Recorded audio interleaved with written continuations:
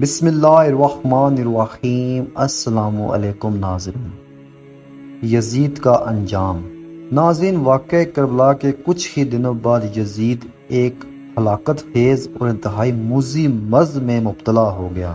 پیٹ کے درد اور آنتوں کے زخموں یعنی تکالیف سے ماہی بے آب یعنی جس طرح مچھلی پانی کے بغیر تڑپتی ہے اس طرح تڑپتا رہا۔ جب اس سے اپنی موت کا یقین ہو گیا تو اپنے بڑے لڑکے معاویہ کو بستر مرگ پر بلایا اور امور سلطنت کے بارے میں کچھ کہنا ہی چاہتا تھا کہ بے ساختہ بیٹے کے منہ سے چیخ نکلی اور نہایت ذلت و حقارت کے ساتھ یہ کہتے ہوئے باپ کی پیشکش کو ٹھکرا دیا، جس تاج و تخت پر آل رسول کے خون کے دھبے ہیں میں اسے ہرگز قبول نہیں کر سکتا۔ خدا اس منحوس سلطنت کی وراثت سے مجھے محروم رکھے جس کی بنیادیں نواسہ رسول کے خون پر رکھی گئی ہیں۔ یزید اپنے بیٹے کے منہ سے یہ الفاظ سن کر تڑپ گیا اور شدید رنج و عالم سے بستر پر پاؤں پٹکنے لگا۔ موت سے کچھ دن پہلے یزید کی آنتیں سڑ گئیں اور اس میں کیڑے پڑ گئے۔ ناظرین، تکالیف کی شدت سے خنزیر کی طرح چیختا تھا۔ پانی کا قطرہ حلق سے نیچے اترنے کے بعد نشتر کی طرح جھمکنے لگتا تھا۔ عجیب قہر الہی مار تھی۔ پانی کے بغیر بھی تڑپتا تھا اور پانی پا کر بھی چیختا تھا۔ بالآخر اسی درد کی شدت سے تڑپ تڑپ کر اس کی جان نکلی۔ لاش میں ایسی ہولناک بدبو تھی کہ قریب جانا مشکل تھا۔ جیسے تیسے اس کو سپرد خاک کیا گیا۔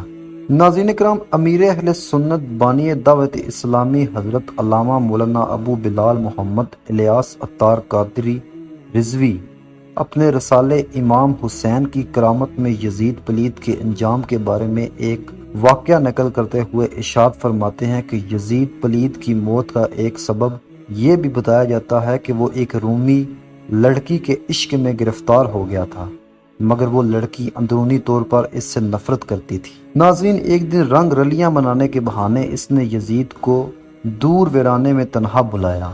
وہاں کی ٹھنڈی ہواؤں نے یزید کو بدمست کر دیا۔ اس دوشیزہ نے یہ کہتے ہوئے کہ جو اپنے نبی کے نواسے کا غدار ہو وہ میرا کب وفادار ہو سکتا ہے۔ ناظرین، پھر اس نے چیر پھاڑ کر اس کو وہیں پر پھینک دیا۔ چند روز تک اس کی لاش چیل کووں کی دعوت بنی رہی۔ بالآخر ڈھونڈتے ڈھونڈتے اس کے موالی یعنی نوکر چاکر وہاں پہنچے اور گڑھا کھود کر اس کی سڑی ہوئی لاش کو وہیں پر دفنا دیا۔ ناظرین، اب ذرا اس کی قبر کا حال بھی سن لیجئے۔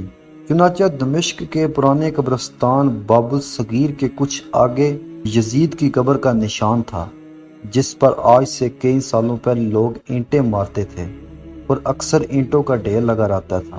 وہاں اب شیشہ، کانچ اور لوہا گلانے والی بھٹی لگی ہوئی ہے۔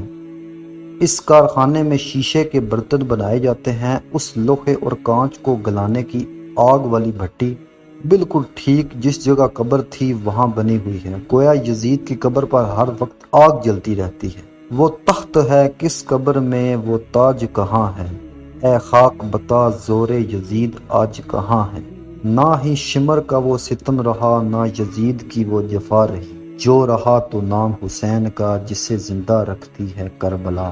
امید کرتا ہوں کہ آپ کو آج کی ہماری یہ ویڈیو بہت اچھی لگی ہوگی، اور اگر ابھی تک آپ نے ہمارے اس چینل HB TV کو سبسکرائب نہیں کیا تو اس کو لازمی سے سبسکرائب کر دیں اور بیل آئیکن کو بھی لازمی سے پریس کر دیں تاکہ آنے والی تمام ویڈیوز کی تفصیلات آپ کو میسر ہوتی رہیں۔